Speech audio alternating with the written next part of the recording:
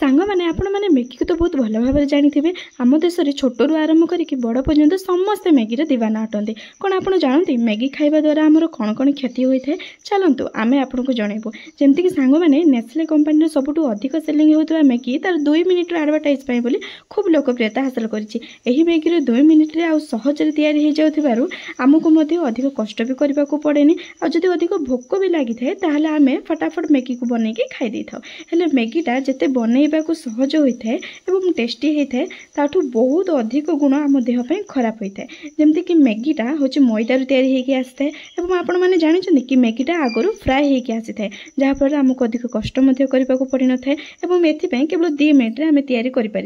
Maggi बनवाई आम translator व्यवहार कर आम शरीर को खूब क्षतिकारक पहुँचाई था एवं आम जाना मैगी खाइबा द्वारा आमर कौन कौन क्षति होता है जमती कि नंबर 1 मैगी खाइबा द्वारा आमर ब्रेन हार्ट कैंसर और शारीरिक समस्या देखा जाए। नंबर 2 मैगी खाइबा द्वारा आमर माइंड उपर भी प्रभाव पकई थाए एवं आम स्मरण शक्ति को भी धीरे धीरे नष्ट करने को लगी थाए। नंबर 3 मैगी खाइबा द्वारा आमर लिवर उपर भी प्रभाव पकई थाए जमती कि आमको भोक लगे दे न था जहाँफल कि आमर खाइबा पीवा सबकि बंद हो जाए और धीरे धीरे आम शरीर कमजोर हो जाए है। नंबर 4 मैगी खाइबा द्वारा आमर किडनी खराब होता है जमती कि जहाँ को आमको डाइजेशन जाए पहुँचाई दे था। नंबर 5 मैगी खाइबा द्वारा शरीर में मोटापा बढ़ी थाए एवं ता सहित आमर कानर समस्या जमती कि शुणिबार आमको असुविधा होता है। नंबर 6 सबुठ अधिक क्षति पहुँचाई थाए गर्भवती महिला और छुआ मानक जमती कि गर्भवती महिलार जन्म होगा छुआ मानकर आईक्यू लेवल को विकास होबार से साहाय्य कर न थाए एवं